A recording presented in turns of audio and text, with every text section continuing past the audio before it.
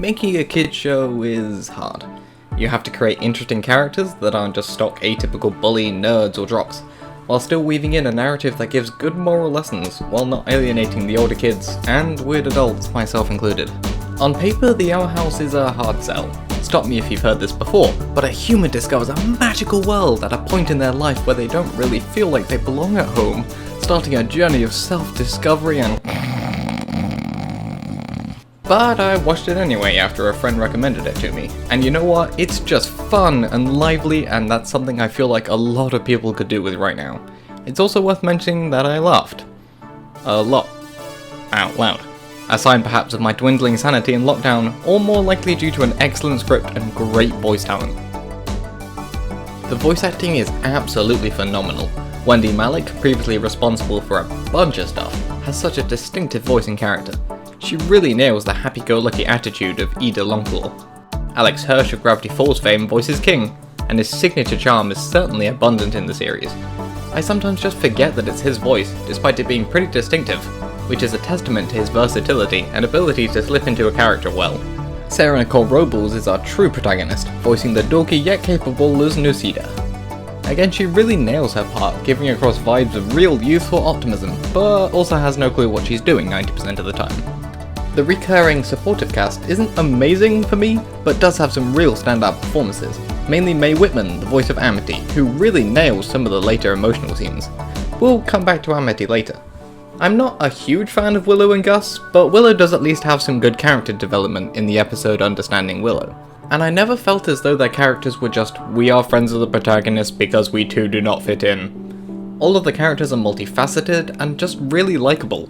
Like, sure, Ida is aloof with her magical guidance and overall cleanliness, but she does actually care for Luz openly. Overall, the show deals with themes of societal and social expectations, societal growth versus individual happiness, and respecting other people's personal boundaries. All of these are really important topics for kids to learn about, but aren't really particularly interesting or new for someone like me, who lacks both friends and a liking for society in general. But it's the characters and their interactions who really pull it all together. Alright, lesson 101 in character development. If you want to see a character arc done right, look no further than Amity Blight, who went from rival to crush in a single season, without it feeling unnatural or forced. Looking at you, Star vs. the Forces of Evil. Amity starts off a little reminiscent of characters like Pacifica Northwest, snooty and arrogant top student, but it doesn't take long for this facade to crumble. When we are first introduced to Amity in I Was a Teenage Abomination, it's a testament to the writing and voice acting that I never felt that her character was just a bully, and this is quickly established in the following episodes of Convention and Lost in Language. Amity is secretly very insecure, hell-bent to succeed as a witch on her own and meet the ridiculous expectations of her parents. This parallels Luz's own determination to make her mother happy, and become a human witch, though through her own passion and love of the subject. These two actually parallel each other in a lot of ways, their flaws and strengths mirroring each other in a nice, complementary way. Luz's bold passion for witchcraft and naivety often get her friends into trouble more often than not, but her disregard for social and societal norms allow her to come up with more out-of-the-box solutions. Amity, on the other hand, is much more level-headed and collected. However, her fear of being ostracized and judged by her family and social circle hold her back from being who she really is, a big gay fanfic nerd. It was fine. So fine, you drew yourself with Malingale, the mysterious soothsayer?